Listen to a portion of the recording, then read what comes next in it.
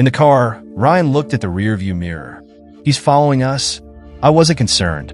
Let him follow, I replied calmly. As expected, Colin wasn't capable of truly loving anyone. Hey, you know what? I'm still in shock when I first heard this story. A girl was deeply hurt when her rival in love was her own sister.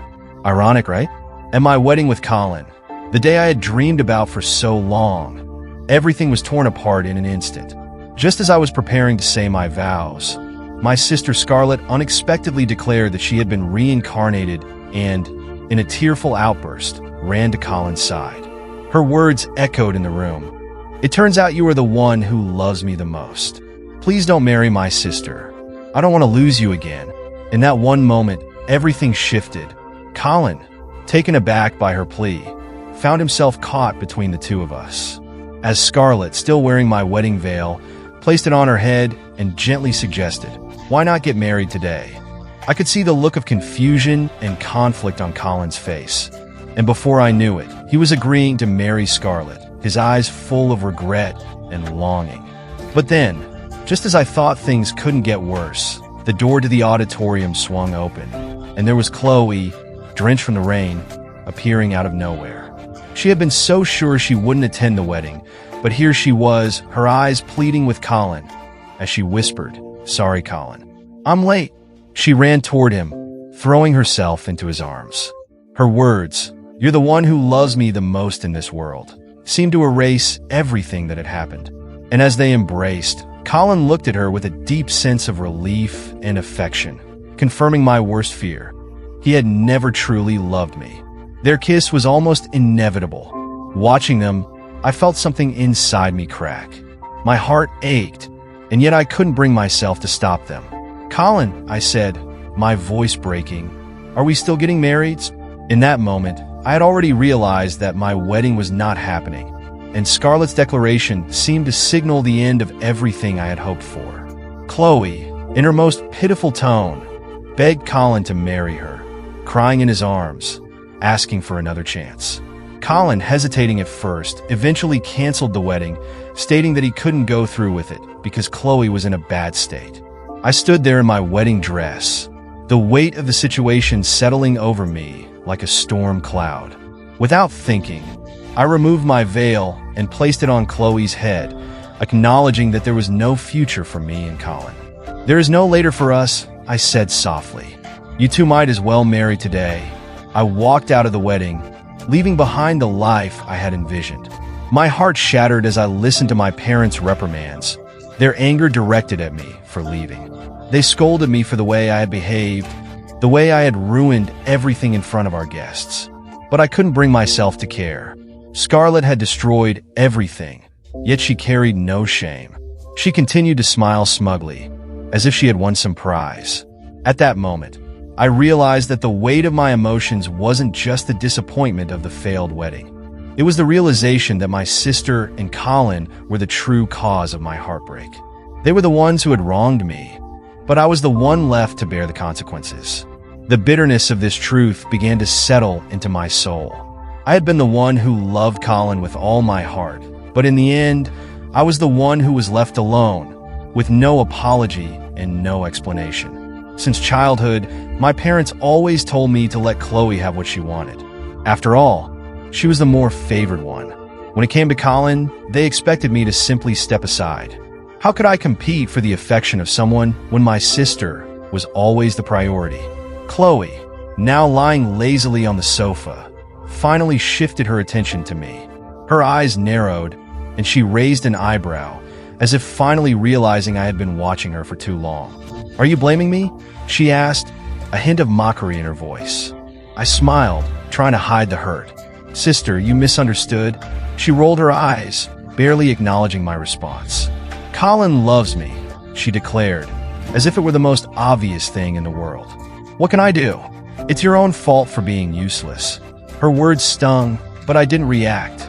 Yes, maybe it was my fault for not being what she expected, for not fitting into the perfect mold she always desired. But that didn't give her the right to ruin my wedding, my life, and everything I had built with Colin. I couldn't believe that today had ended in this chaos. Chloe, who had always ridiculed Colin, suddenly claimed they were true lovers. She even said she had been reincarnated to be with him. Trying to make sense of her irrational behavior, I asked, "What's going on between you and Colin?" Chloe's response was a sigh and a dramatic pout as she turned her gaze toward Mom. "I'm really reincarnated, Mom," she said, her voice dripping with exaggerated emotion. "In my past life, I suffered so much. You and Dad didn't love me anymore, and Colin came back from abroad just for me. Only then did I realize how much he loved me." I could tell that Mom didn't entirely believe Chloe, but something in Chloe's words made me pause. Could it be true? Could she and Colin really have something I didn't know about? She handed me her phone, clearly eager to show me something. "Here," she said, "this is my old QQ account. I don't use it anymore, but Colin has been sending me messages for years. Believe it or not, Colin loves me." Scrolling through the messages, I saw years of conversations between Colin and Chloe. Messages from Colin confessing his feelings. "I saw you today on the street," one read. "I wanted to say hello, but you always have so many people around you. I've liked you for a year now. You don't even know my name. If we can't be together, I'll love you like a family member." The words seemed so familiar, yet so far removed from the Colin I knew. He had told me he studied in a different middle school, so why was he writing to Chloe? A cold chill ran down my spine. I stood there, speechless, trying to process everything I had just learned.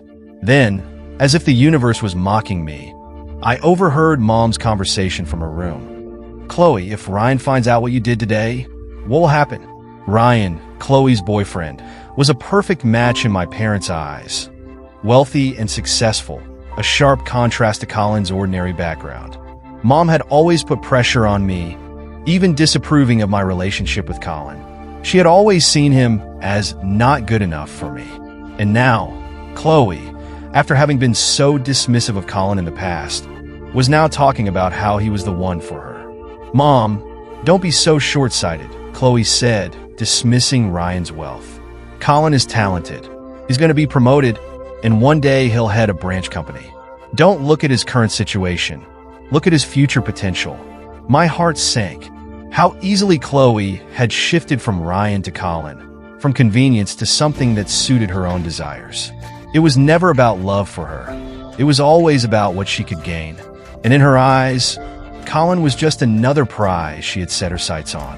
I knew I had to walk away from this toxic situation, but the words still echoed in my mind. Could Colin really have loved her all this time? How had I missed this? Chloe didn't care about the consequences of her actions. She only cared about herself. And in the end, I was the one left with the broken pieces. I had always been aware of the way my parents treated me differently from Chloe, but it never stung as much as it did now.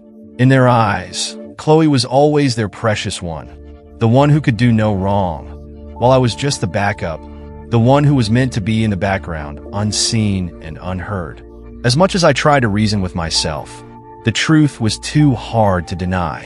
Everything I did seemed to fall short compared to her.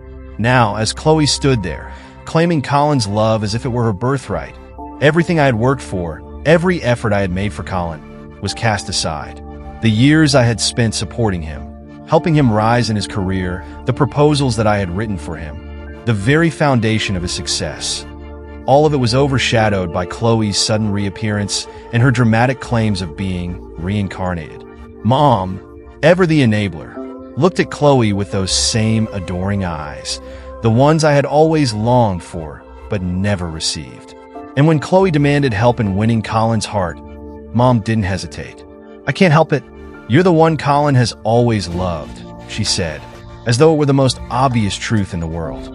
In that moment, the years of being second best, of being overlooked, flooded back to me. I had always known, deep down, that I wasn't truly wanted. I had been the unexpected child, the mistake that my parents had not planned for. They wanted a son, someone to carry on the family name, and instead, they got me. Even my name, Scarlett, had been a reminder of how unnecessary I was, a redundant figure in the eyes of my parents. Chloe had always been the favored one, the girl they would spoil, the one they would always protect. I had been the one pushed to the side, the one whose voice didn't matter, whose presence was tolerated, but never celebrated. The way they treated me, as if I were an afterthought, had become ingrained in my very being. The cruelty of their words, their actions, had shaped who I was, and yet I had still yearned for their approval, for their love, as foolish as it was. Now, standing in front of me, Chloe was about to take everything from me. She had done it before, stealing my happiness, my friends, even Colin's affections. And now, with Mom's support, it seemed as though she would do it again. I stood there, frozen, as I heard Mom's voice drift in from the other room. "If we hadn't had Scarlett, we wouldn't be dealing with all this trouble now," she muttered. My heart shattered, but I forced myself to swallow the pain. There was no point in fighting for their love anymore. I wasn't going to get it. Trying to hold back tears, I quickly retreated to my room. I could hear the footsteps of Mom approaching, but I didn't want to face her. I hid myself away, hoping she would pass without noticing. But she stopped in front of my door, her voice low but full of frustration. "Look at what your sister has done. She's ruined everything," she complained. As I sat there, choking back the tears, I heard the doorbell ring. It was Colin and his parents, ready to finalize the marriage plans with Chloe. I had hoped, foolishly, that something would change. But deep down, I knew that this was the moment when everything would finally slip away, when Chloe would take everything I had ever wanted from me. But for now, all I could do was stay in the shadows and wait for the inevitable. After hearing Chloe's words last night, even if Mom didn't entirely believe her, it was clear that her attitude towards Colin had softened. She was starting to look at him more favorably, possibly because of Chloe's dramatic story. Chloe had been so sure of her claims that Mom couldn't ignore the change. Thinking that Colin had come to apologize for his behavior, Mom quickly rushed to call Chloe from her room. But as the conversation unfolded, there was an unexpected twist. Colin's mother didn't come to apologize to Chloe, as they had thought. Instead, she walked right past Chloe and grabbed my hand, her expression full of sincerity. "Scarlett," she began, her voice almost pleading. "It's Colin who's sorry for all of this. He's been thoughtless, and last night, we spoke with him about it.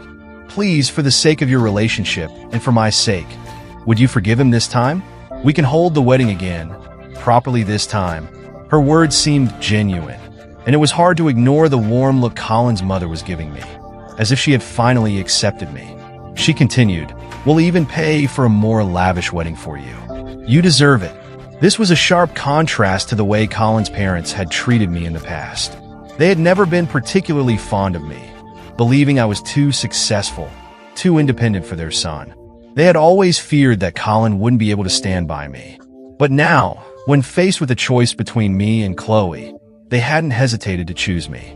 I glanced up at Colin, only to find him locked in a gaze with Chloe, and before I could react, I saw them holding hands in front of everyone. They had no regard for the situation. It was almost like they were showing off, ignoring the shame of what they had done. "Annie, please," I said, my voice steady. "Don't make this harder for me, and don't make it harder for Colin either." They followed my gaze, and immediately, the warmth in Colin's mother's face turned to stone. In a flash, she slapped Colin across the face. "Do you remember what you promised your father and me last night?" she said, her voice rising in anger. "What is this shameful display? You were supposed to apologize, but now you've ruined everything." Chloe, seeing Colin being slapped, instantly rushed to defend him. "Annie, you can't." "Shut up," Colin's mother snapped, her eyes full of rage. "How dare you seduce my son? You're even trying to seduce your own brother-in-law? What kind of upbringing did you have?" My parents, who had been silent up until then, stepped in to protect Chloe. "How can you talk like that? It's your son who is shameless, playing with both of your daughter's feelings." The confrontation was chaotic, with both families hurling accusations at each other. But as tensions reached their peak, Colin's mother turned to me once more, her tone softer but tinged with desperation. "Scarlett, we've always seen you as part of the family. You and Colin have been through so much to get here. Don't let all of this go to waste." At that moment, I reached over to the side and took a piece of paper, handing it to Colin's mother. "Wipe your tears, Annie," I said calmly. Then, looking directly at Colin, I asked the question that had been bothering me the whole time. "Colin, You left a message for my sister saying you were from the same junior high school, but I clearly remember you telling me you were from the affiliated middle school. Was that a lie?" Colin froze, a flicker of panic crossing his face, as he hadn't expected this question at all. He was prepared for everything else, the emotional pleas, the accusations. But this question, this small, seemingly insignificant detail, caught him off guard. After a brief hesitation, he nodded. "Yes. At the time, you said you were from the affiliated middle school, so I lied to you. But what about the little girl you saved from drowning?" I asked, my voice cutting through the confusion in the room. Colin hesitated again, a nervous look creeping into his face, as if he wasn't sure whether to admit the truth. The whole room fell into an uncomfortable silence as the weight of the situation settled. I saved her during the drowning drill at school. For a brief moment, I didn't know whether to laugh or cry. Every time I mentioned the affiliated middle school, he would quickly change the subject or claim he had forgotten. It was clear now that from the beginning, I had made a mistake. He wasn't the Colin I had been looking for at all. Colin and his family had already left. After their departure, my parents repeatedly cursed his family, accusing them of failing to raise their son properly. As I was about to leave, Chloe stopped me. "Where are you going?" she asked. I was in a rush and irritated. I snapped. "Does it matter to you?" "How could it not?" she replied. "Are you going to find Colin?" "Scarlett, don't you have any shame? Colin and I love each other. Why are you trying to ruin everything and play the mistress?" I was taken aback. Not only was I no longer interested in Colin, but Chloe's words stunned me. "Sister," I said, "which one of us is the mistress here?" Before she could respond, Chloe slapped me hard across the face. "The one who isn't loved is the mistress," she spat. Hearing my parents approaching, I realized if I didn't act now, I wouldn't stand a chance when they arrived. In a flash, I shoved Chloe, sending her tumbling onto the shoe cabinet. Without hesitation, I slapped her twice in return. Then, leaning close to her ear, I whispered, "Colin's mother was right. You really are despicable." Chloe, stunned and in tears, cried out for our parents. But before they could arrive to defend her, I bolted out of the house. As I stood in the elevator, I could still hear my mother yelling, "Don't come back. I shouldn't have ever had you." I had heard those words countless times throughout my childhood. The city had changed over the years, and my parents had moved several times, each time further away from where we used to live. The affiliated middle school was a long distance from my new home, and by the time I arrived, it was already noon. The guard at the entrance was having lunch. I asked if I could go inside, and he glanced up from his plate before nodding. Inside, the school's honor wall displayed the achievements of many students, but most of the teachers who had once taught me had already retired. After wandering around, I eventually found an older teacher who might remember Colin. "Do you still remember him?" I asked. He paused, searching his memory. "Colin? It's been so many years. He was in your grade, wasn't he?" "I think he was a year above me," I replied. The teacher chuckled awkwardly. "So many new students come through here every year. I'm afraid I don't remember him." I sighed, resigned to the fact that the years had erased any trace of the past. I left the school feeling a sense of finality. However, just as I stepped outside, I bumped into a man moving items out of a bookstore. Apologizing, I helped him gather up some old newspapers that had fallen. "These are just old newspapers," I said. "Can they still be sold?" The man smiled. "Yes, they can be." As I helped him pick them up, something caught my eye. A stack of newspapers from 2015. The word Colin jumped out at me. Curious, I pulled one of the papers closer. The man noticed my reaction and came over. This Colin was a student at the affiliated middle school back then. A very remarkable young man. I nodded, unable to stop a tear from falling onto the newspaper. "Do you know him?" the man asked. I hesitated. Did I know him or not? That year, when I graduated from primary school and entered junior high, I enrolled in the affiliated middle school. Meanwhile, Chloe didn't do well in the exams and was sent to a private school. Her petty dislike of me turned into something much darker after she entered the affiliated middle school. It wasn't just jealousy anymore. It felt like she truly wished I had never existed. It was the time when Chloe pushed me into the river. I struggled desperately, pleading with her to help me, but she only watched from the shore, indifferent, almost as if she were enjoying the spectacle. It wasn't until someone noticed my distress and jumped in to save me that she finally turned and fled.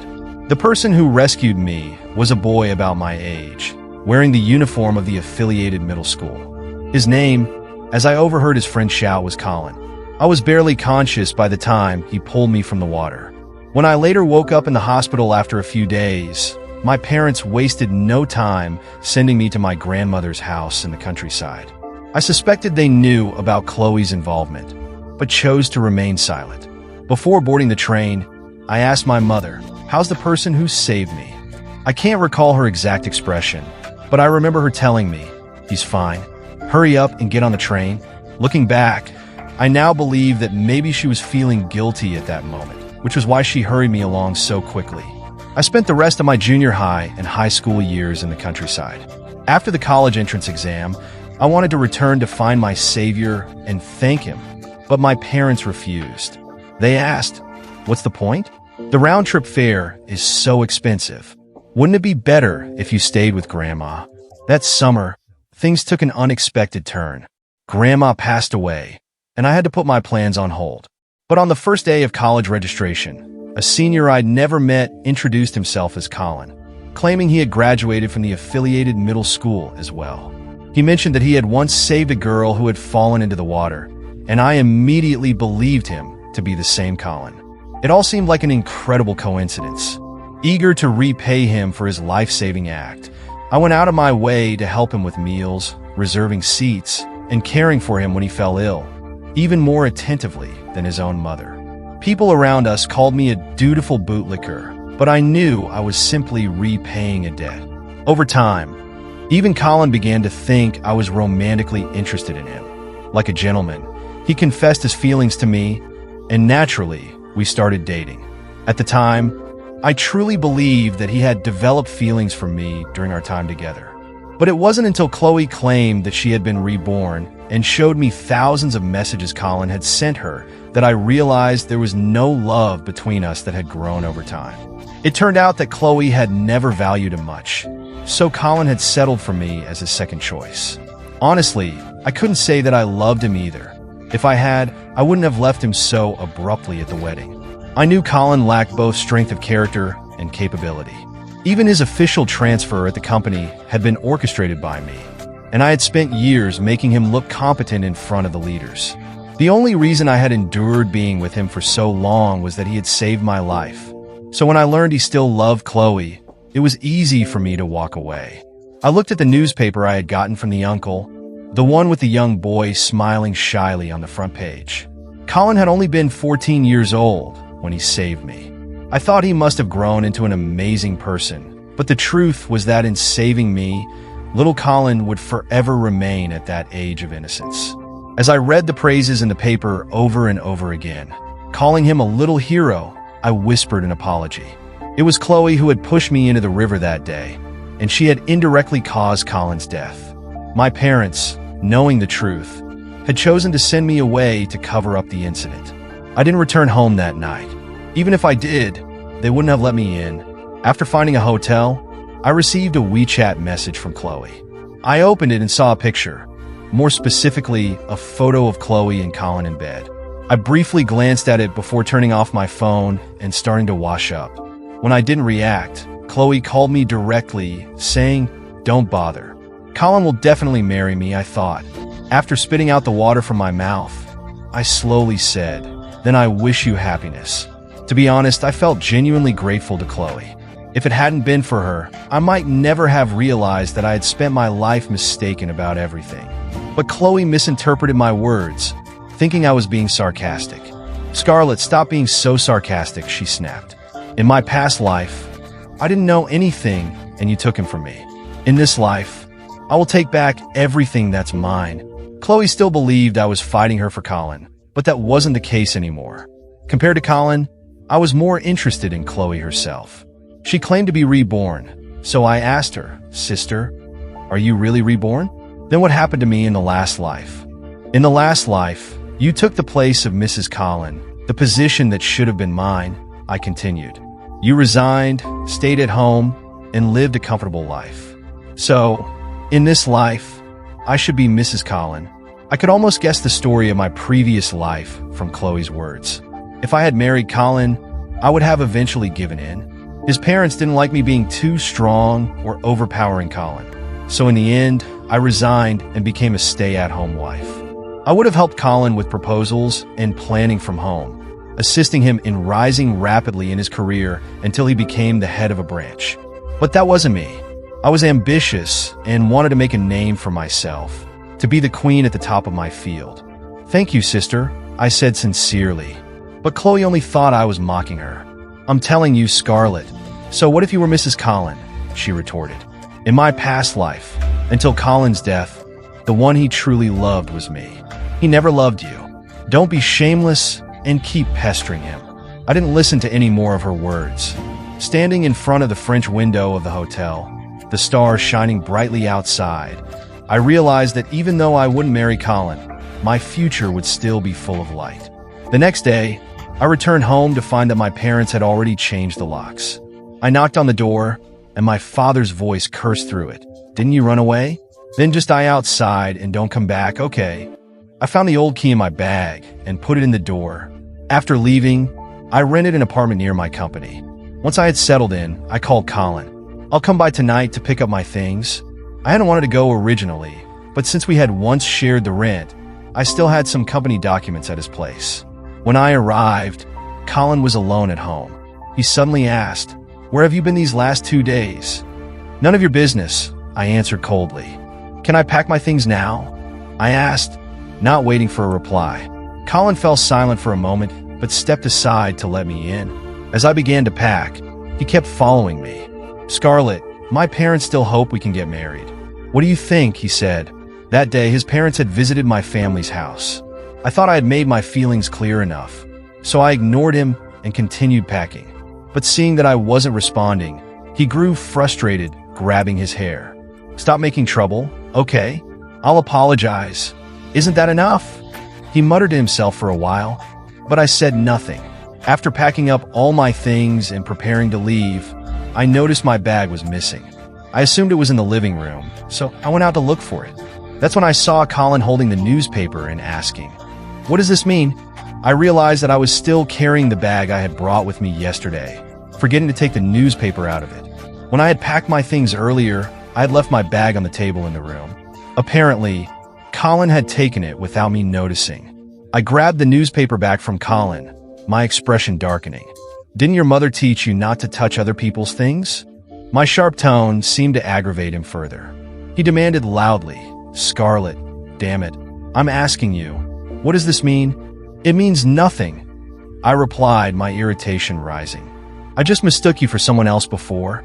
As I turned to leave, Colin blocked the door. "Mistook you for someone else? So what am I to you? A substitute?" His voice was rising now. "Have you ever loved me? Damn it." I could tell his emotions were once again spiraling out of control. He had always been like this, unpredictable and erratic, but now I found his behavior not just annoying, but utterly repulsive. I couldn't even look at him without feeling disgust. "You're lucky you have the same name as him," I said coldly. "Otherwise, do you really think I would have even glanced at you? Get out of my way." I had no intention of wasting time with Colin anymore.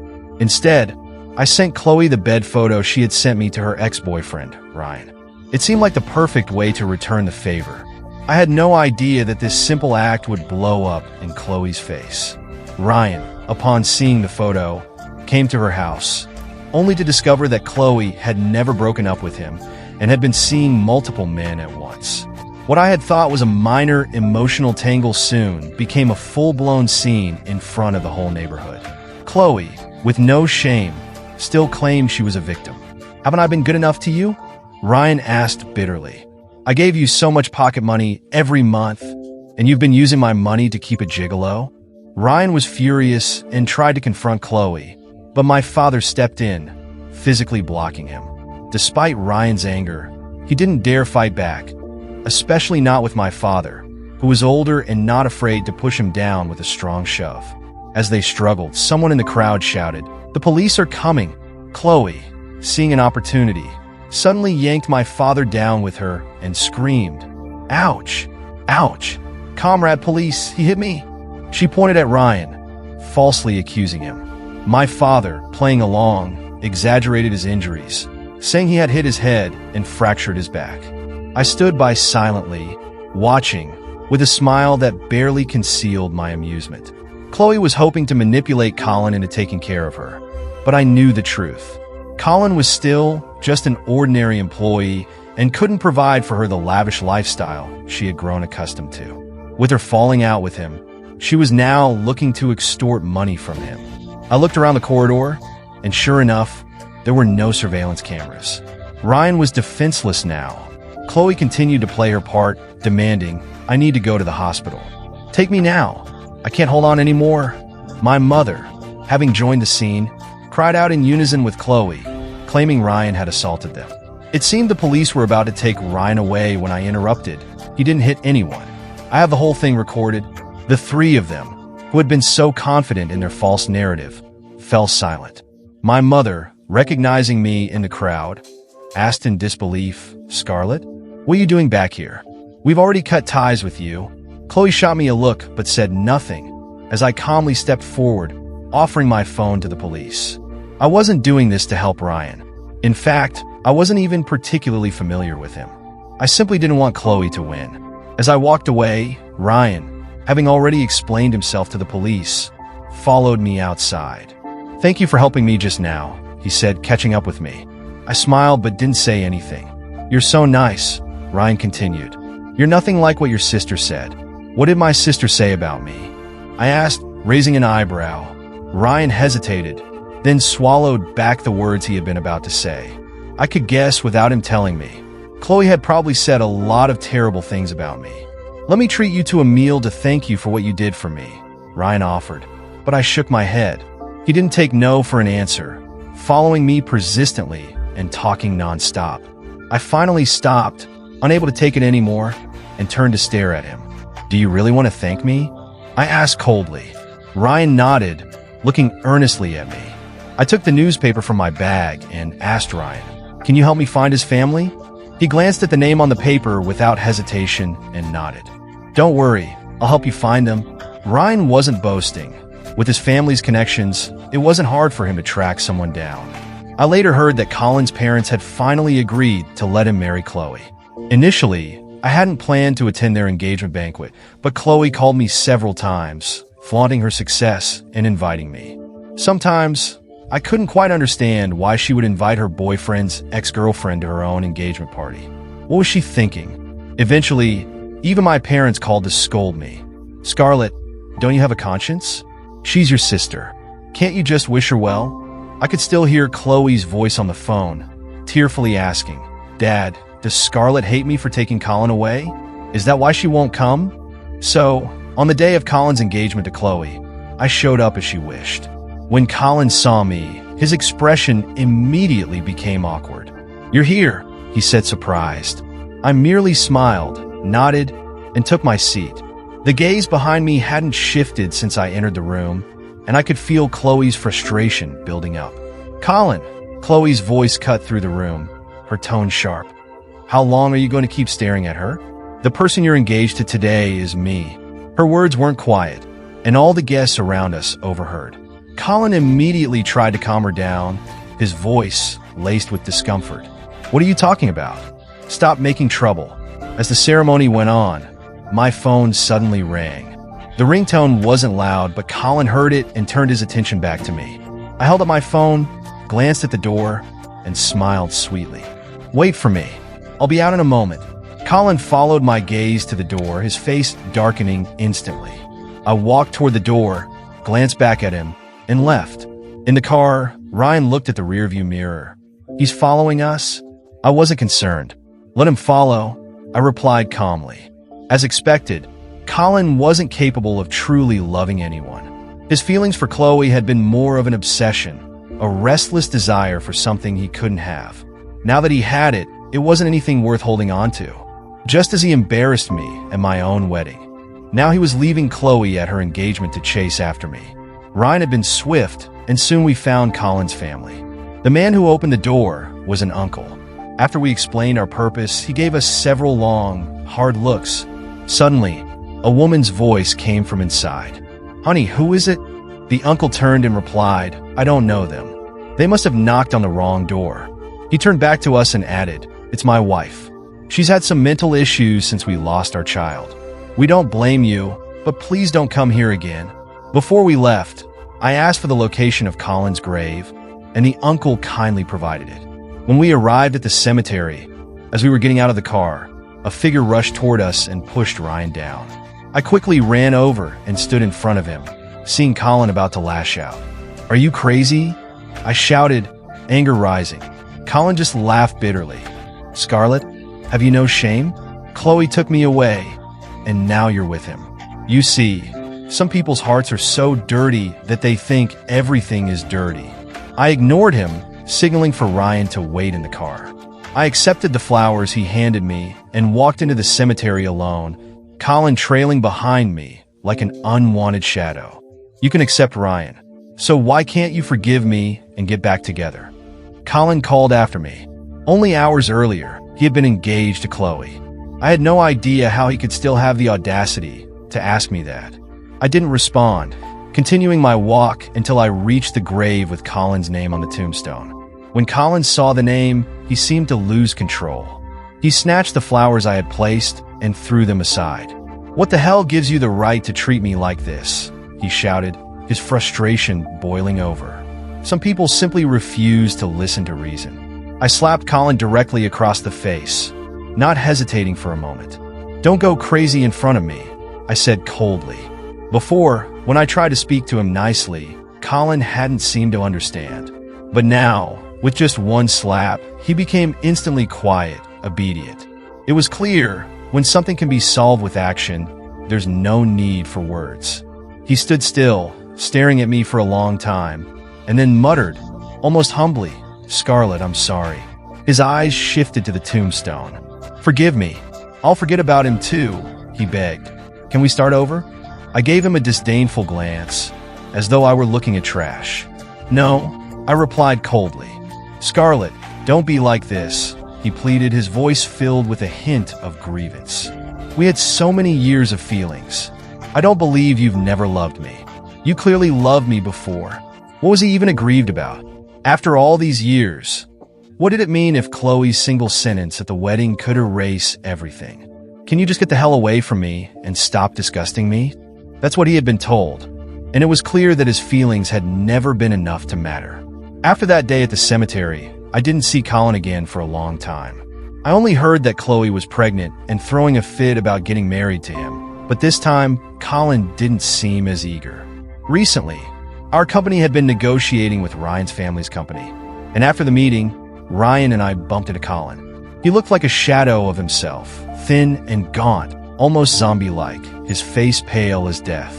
He looked genuinely unlucky. Ryan and I pretended not to notice him, planning to leave when suddenly Colin rushed towards us, his gaze darting between me and Ryan. "Why are you two together again?" he demanded. Ryan immediately shoved him aside. "It's none of your business," he snapped. At that moment, Chloe, who had been looking for Colin, ran over and stepped in front of him, protecting him. "Ryan, I told you before, we broke up. Stop being so clingy." Ryan and I exchanged looks, both of us baffled by the scene unfolding before us. Chloe, carrying maternity products in her hands, seemed like she was expecting Colin to be with her.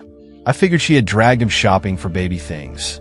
As Ryan and I prepared to leave, Colin pushed Chloe aside and blocked our way, pestering us relentlessly. "What bad luck? It's so annoying. Scarlett, can we start over? Please, just give me a chance. I'm begging you." His face was so thin it barely resembled the person I once knew. Tears covered his face, and I couldn't help but feel disgusted. Chloe dropped the things in her hands, pulling Colin, who was now on his knees begging me, away from me. She screamed in frustration. It was not just unlucky, it was utterly embarrassing. As Chloe lunged toward me, I didn't react in time. Thankfully, Ryan stepped in and stopped her. Chloe, with her slightly swollen belly, was now acting completely insane, screaming at me in the street. "Scarlett, you shameless slut," she yelled. "You seduced my fiancé, Your own brother-in-law. You bitch. Her words were filthy, and I couldn't understand how someone so concerned with her image had become so unhinged. Without thinking, I slapped her hard across the face. She was about to continue her tirade, but I struck her again, this time on the other side of her face. Are you sober now?